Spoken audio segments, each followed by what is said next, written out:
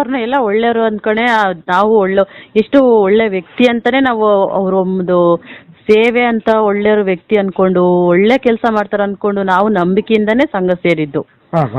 ನಮಗೆ ಸೌಜನ್ಯ ಕೇಸಿಂದಾನೇ ನನಗೂ ಅರ್ಥ ಆಗಿದ್ದು. ಕೆಲವರು ಅತಿ ದಡ್ರು ಒಂಥರ ಶತಮೂರ್ಖರನೋ ಏನ್ ಕೆಟ್ಟ ಜನನೋ ಅಥವಾ ದುಡ್ಡಿನ ಆಸೆಗೇನೋ ಏನ್ ಹೇಳ್ತಾರೆ ಅಂದ್ರೆ ಇಲ್ಲ ಅವ್ರು ಒಳ್ಳೆಯವರು, ಸುಮ್ನೆ ಜನ ಈ ತರ ಸುಳ್ಳು ಹೇಳ್ತಿದ್ದಾರೆ ಮತ್ತೆ ಅವ್ರನ್ನೇ ದೇವ್ರು ಮಾಡಕ್ ಹೋಗ್ತಿದ್ದಾರೆ ಜನ. ಸಾಕ್ಷಿಗಳು ನಾವೆಲ್ಲ ದಾಖಲೆಗಳೇ ತೋರಿಸ್ತಾರಲ್ಲ ಗಿರೀಶ್ ಮಟ್ಟಣ್ಣ ಸರ್, ಅಷ್ಟು ಗೊತ್ತಾಗಲ್ವಾ ಜನಕ್ಕೆ? ದಾಖಲೆ ಅವ್ರು ಯಾರೇ ಆಗಿರ್ಲಿ, ಯಾವ ವ್ಯಕ್ತಿನೇ ಆಗಿರ್ಲಿ, ಯಾರೇ ಆಗಿರ್ಲಿ, ಅವ್ರು ಹೇಳ್ತಿರೋದು ಸುಳ್ಳು. ಸೌಜನ್ಯ ಹೋರಾಟಗಾರರು ಸುಳ್ಳು ಹೇಳ್ತಿದಾರೆ ಅಂದ್ರೆ ಹೋಗಿ ನೋಡ್ಲಿ ಅಲ್ಲಿ ದಾಖಲೆಗಳು ಸುಳ್ಳು ಅಂತ. ಸುಳ್ಳು ಹೇಳಿ ನಂಬಿಸ್ತಾರೆ, ಸುಳ್ಳು ಹೇಳ್ತಿದ್ದಾರೆ, ಸುಮ್ನೆ ಹೊಟ್ಟೆ ಕಿಚ್ಚಿಗೆ ಹೇಳ್ತಿದಾರೆ ಅವ್ರ ಬಗ್ಗೆ, ದೊಡ್ಡವ್ರ ಬಗ್ಗೆ ಅಂತ ಹೇಳೋರು SP ಗಳು ಹೋಗಿ ದಾಖಲೆ ಹೇಳಿ ನೋಡ್ಲಿ ಅವ್ರು ಬೇಕಾದ್ರೆ. ದಾಖಲೆ ಸುಳ್ಳಾದ್ಮೇಲೆ ಜನಕ್ಕೆ ಬಂದ್ ಹೇಳಿ ನೋಡ್ರಿ ದಾಖಲೆ ಎಲ್ಲ ಸುಳ್ಳಿದಾವೆ, ಸೌಜನ್ಯ ಹೋರಾಟಗಾರ ಸುಳ್ಳು ಹೇಳ್ತಿದಾರೆ ಅಂತ ತೋರಿಸ್ಲಿ ಬೇಕಾದ್ರೆ ಆಮೇಲೆ. ಹೌದು ಅಮ್ಮ. ಆಮೇಲೆ ಇನ್ನೊಂದು ನೋಡಿ, ಇಷ್ಟೆಲ್ಲ ದಕ್ಷಿಣ ಕನ್ನಡ ಜಿಲ್ಲೆ ಒಳಗೆ ಪ್ರತಿಭಟನೆ ನಡೀತಲ್ಲ, ಅದು ಸುಳ್ಳು ಅಂತ ಆದ್ರೆ ಅದೇ ಧರ್ಮಾಧಿಕಾರಿಗಳು ಬಂದು ಪ್ರತಿಭಟನೆ ನಡೀಬೇಕಾದ್ರೆ ಬಂದು ನಾವು ಅವ್ರು ಕಳ್ಳರು, ಮೋಸ್ಗಾರರು, ಸುಳ್ಳ್ರವರು.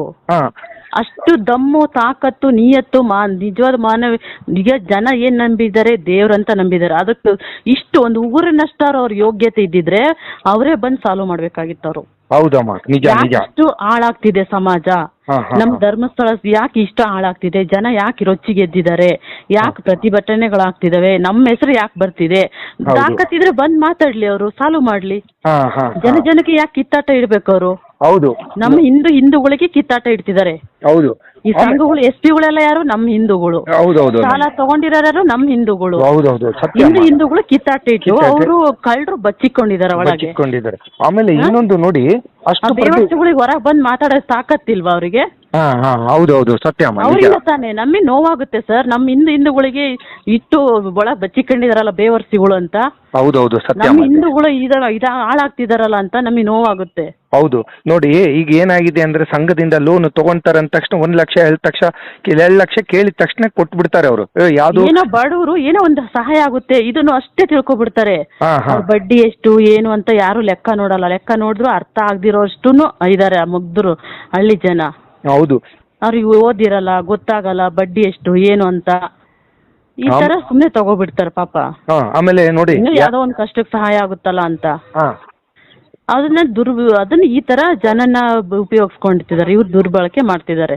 ಆಮೇಲೆ ನೋಡಿ ಅಮ್ಮವ್ರೆ, ಇನ್ನೊಂದು ಕೊಡ್ಲಿ ಅದನ್ನ ವಾರಕ್ಕೊಂದ್ಸಲ ಇಟ್ಕೊಂಡಿದಾರಲ್ಲ, ತಿಂಗಳಿಗಾದ್ರೂ ಇಟ್ಕೋಬೇಕು. ತಿಂಗಳಿಗಾದ್ರೂ ಇಟ್ಕೊಂಡ್ರೆ ಜನಕುಲಿಗೆ ಅನುಕೂಲ ಆಗುತ್ತೆ. ಅದು ತಿಂಗಳಿಗೆ ಇಟ್ಟಿಲ್ಲ, ಯಾರಾದ್ರೂ ಸತ್ರುನು ಕೊಡ್ಬೇಕಂತೆ ಅವ್ರಿಗೆ.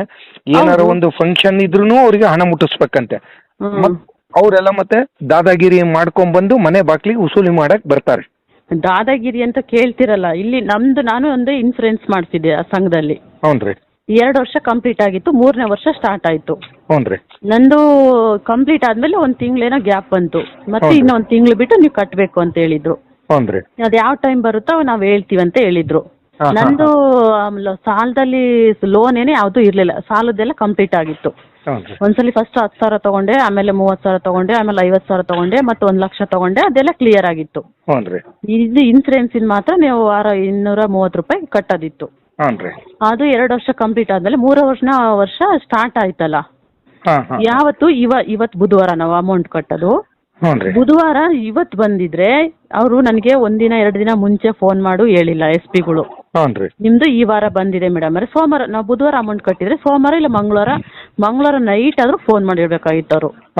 ಬೆಳಿಗ್ಗೆ ನಿಮ್ದು ಬಂದಿದೆ ಮೇಡಮ್ ಅಂದ್ರೆ ರಿನ್ಯೂವಲ್ ಆಗುತ್ತೆ LICದು ಕಟ್ರಿ ಅಂತ ಹೇಳ್ಬೋದಾಗಿತ್ತು ಅವರು. ನನ್ಗೇನು ಹೇಳಿಲ್ಲ. ಸಡನ್ ಆಗಿ ಬೆಳಿಗ್ಗೆ 10 ಗಂಟೆ ಮನೆ ಬಾಕ್ಲಿ ಬಂದಿದ್ದಾರೆ. 230 ರೂಪಾಯಿ. ಯಾವ ಇನ್ಸೂರೆನ್ಸ್ ಅದು? ಅವ್ರ ಸಾಲನೂ ಅಲ್ಲ, ಅವ್ರ ಸಾಲನೂ ಕೊಟ್ಟಿಲ್ಲ ನನಗೆ, ಸಾಲದ ದುಡ್ಡುನು ಅಲ್ಲ.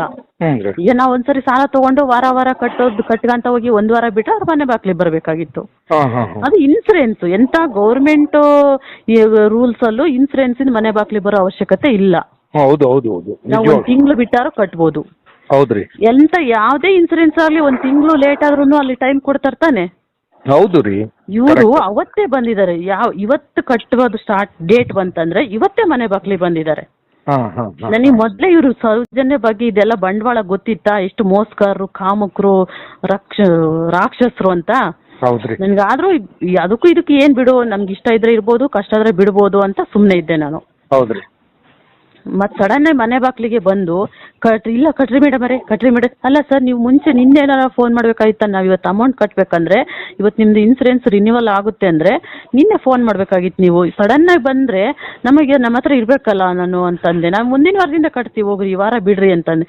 ಇಲ್ಲ ಮೇಡಮ್ ಅವರೇ, ನಿಮ್ ಸಂಘ ಆ ಗ್ರೇಡ್ ಆಗುತ್ತೆ, ಈ ಗ್ರೇಡ್ ಆಗುತ್ತೆ, ಸಂಘಕ್ಕೆ ನಾನು ಸಾಲ ಕೊಟ್ಟಿದ್ರ ನೀವು ನಮಗೆ? ಸಾಲ ತಗೊಂಡಿದ್ದ ದುಡ್ಡಾದ್ರೆ ನೀವು ಮನೆ ಬಂದು ಅಧಿಕಾರ ಮಾಡ್ಬೇಕು.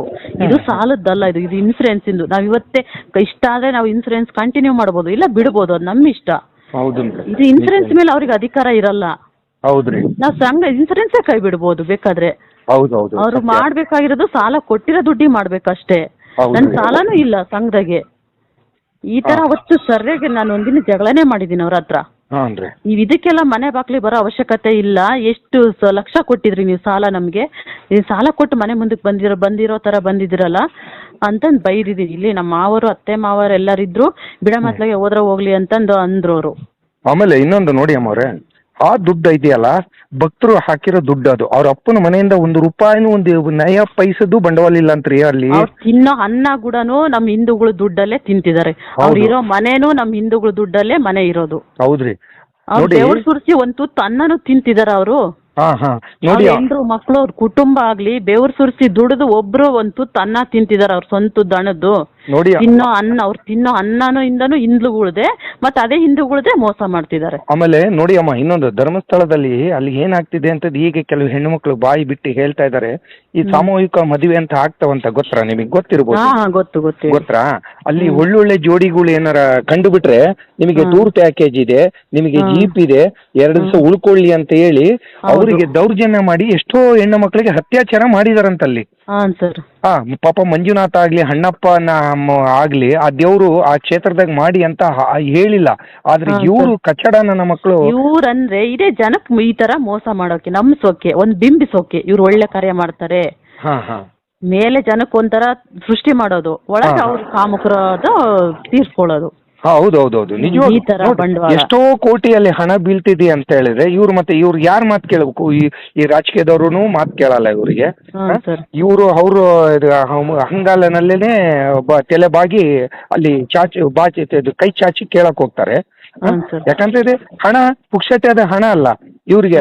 ಅದೇ ಇವರೇ ಸಂಘ ತಗೊಂಡು ಅವರ ಮನೆ ಬಾಗ್ಲಿಗೆ ಹೋದಾಗ ಗೊತ್ತಾಗುತ್ತೆ, ಟಾರ್ಚರ್ ಮಾಡಿದ್ರೆ ಆ ಬಡವ್ರ ನೋವು ಏನಂತ ಗೊತ್ತಾಗುತ್ತೆ ಅದು. ಆಮೇಲೆ ನಿಮ್ಮ ಕಡೆಗೆ ನೀವು ಚಳ್ಳಕೆರೆ ಆ ಕಡೆ ಎಲ್ಲ ಹೇಳ್ಬೇಕಾಯ್ತು ನಿಮ್ಮ ಫ್ರೆಂಡ್ ಸರ್ಕಲ್ನಿಗೆಲ್ಲ. ಹೇಳೋದು ಇಲ್ಲ, ಸ್ವಲ್ಪ ಟೈಮ್ ಬಂದ್ರೆ ಈ ಕಡೆನೂ ಸ್ವಲ್ಪ ಪ್ರತಿಭಟನೆ ಆಗ್ಲಿ ಅನ್ನೋದೇ ನಮ್ಗಿರೋದು. ಹೌದ್ರಾ? ಪ್ರತಿಭಟನೆ ಆದ್ರೆ ನಾವು ಕೈ ಜೋಡಿಸ್ತೀವಿ, ನಾವು ಬರ್ತೀವಿ ಸರ್. ನಾವು ಒಬ್ಬೊಬ್ರೆ ಹೇಳಕ್ ಹೋದ್ರೆ ಜನ ಬೇರೆ ಬೇರೆ ತರ. ಯಾಕಂದ್ರೆ ಈ SP ಗಳು ಇವರೆಲ್ಲ ಬಂದು ಏನಂತ ಓದ್ತಾರಂದ್ರೆ ಸುಳ್ಳು ಹೇಳ್ತಿದ್ದಾರೆ, ಅವ್ರ ಮೇಲೆ ಇರೋ ಹೊಟ್ಟೆ ಕಿಚ್ಚು ಅವ್ರಿಗೆ ಆಗದೆ ಇರೋರು ಈ ತರ ಹೇಳ್ತಿದ್ದಾರೆ ಅಂತ ಯಾಲೆ ಊದ್ ಬಿಟ್ಟಿದ್ದಾರೆ ಎಲ್ಲ ಕಡೆನು. ಈ SP ಗಳು ಅವರು ಸುಮ್ನೆ ಎಂಜಲ್ ಆಸೆಗೆ ಹಣ ಹೆಂಗೋ ಸಂಬಳ ಬರುತ್ತೆ ನಮ್ದು ಹೆಂಗೋ ಅಂತಂದು ದುಡ್ಡಿನ ಆಸೆಗೆ ಮಾನವೀಯತೆನೆ ಕಳ್ಕೊಳ್ತಿದ್ದಾರೆ. ಅವ್ರಿಗೆ ಪೂಜ್ಯರು ಅಂತಾರೆ, ಆ ಪೂಜ್ಯರು ಆಗಿದ್ರೆ ಆ ಪೂಜ್ಯರ ವಿರುದ್ಧ ಯಾಕೆ ಪ್ರತಿಭಟನೆ ನಡೀತಿತ್ತು? ನಿಜವಾದ ಪೂಜ್ಯರು ಆಗಿದ್ರೆ ಆ ದೇವ್ರು ಇಂತ ಕಳಂಕ ಅವ್ರು ಬರಕ್ ಬಿಡ್ತಾನೂ ಇರ್ಲಿಲ್ಲ. ನೋಡಿ ಅಮ್ಮ, ಮಂಜುನಾಥ ಅಣ್ಣಪ್ಪ ಈ ತರ ಕಳಂಕ ಬರೋಕೂವರೆಗೂ ಬಿಡ್ತಾನೂ ಇರ್ಲಿಲ್ಲ. ನೋಡಿ ಅಮ್ಮ, ದಾನ ಧರ್ಮ ಮಾಡೋರು ತುಂಬಾ ಜನ ಇದಾರೆ. ಇನ್ಫೋಸಿಸ್ ನಾರಾಯಣ್, ಸುಧಾಮೂರ್ತಿ ಅವರು ಇದ್ದಾರೆ, ಅವ್ರು ಎಷ್ಟು ದಾನ ಧರ್ಮ ಮಾಡ್ತಾರೆ. ಆಮೇಲೆ ಎಷ್ಟೋ ಹೆಣ್ಣು ಮಕ್ಕಳಿಗೆ ಕೂಡ ಅವರು ಇದು ಒಂದು ಮಾದರಿ ಆಗಿದ್ದಾರೆ. ಆಮೇಲೆ ಒಂದು ಅಕ್ಷಯ್ ಕುಮಾರ್ ಆದ್ರೂ ಕೂಡ ಒಂದು ಏನಾರು ಒಂದು ಭೂಕಂಪ ಆದಾಗೂ ಕೂಡ ಅವರು ಕೋಟಿಗಟ್ಲೆ ದಾನ ಮಾಡೋರು ಇದ್ದಾರೆ. ಅಂತಂತ ಸ್ಪೋರ್ಟ್ಸ್ ಮ್ಯಾನ್ ಇದ್ದಾರೆ, ಅಂತಂತ ವ್ಯಕ್ತಿಗಳು ಇದ್ದಾರೆ. ಅಂತಂತ ವ್ಯಕ್ತಿಗಳು ಕೂಡ ಇದುವರೆಗೂ TV ಮಾಧ್ಯಮದಲ್ಲಿ ಅವ್ರು ಹೇಳ್ಕೊಳಕ್ಕೂ ಹೋಗಿಲ್ಲ ಇಲ್ಲಿ ತನಕನೂ. ಯಾಕೆ ಹೇಳಿ? ಅದು ಬೇಡ, ನಾವು ದಾನ ಧರ್ಮ ಮಾಡಿದ್ದು ಅದು ಹೇಳ್ಕೊಂಡ್ರೆ ಅದು ನಮ್ದು ದಾನ ಮಾಡಿದ್ನ ನಾವೇ ಕಳ್ಕೊಂತೀವಿ ಅಂತ.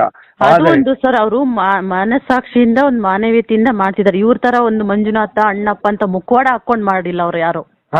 ಹೌದು, ಮುಖವಾಡ ಹಾಕೊಂಡ್ ಮಾಡಿರೋರು ಒಂದ್ ಕೆಟ್ಟ ಉದ್ದೇಶಕ್ಕೆ ಜನನ ಈ ನಮ್ಮ ಮುಖವಾಡ ಐತಲ್ಲ ಅಡ್ಡ ಜನಗಳಿಗೆ ಕಾಣ್ತಿಲ್ಲ. ಹೌದಮ್ಮ. ಈ ಮಂಜುನಾಥ ಅಣ್ಣಪ್ಪ ಅಂದ್ರೆ ದೇವ್ರು ನಮ್ಮ ಹಿಂದೂಗಳಿಗೆ ಏನಾಗ್ಬಿಡುತ್ತೆ, ದೇವ್ರು ಭಯ ಒಂದು, ಭಕ್ತಿ ಒಂದು, ಹೌದು ಇದರಿಂದ ಅವ್ರನ್ನ ಇದು ಮಾಡಕ್ಕೂ ಎದುರು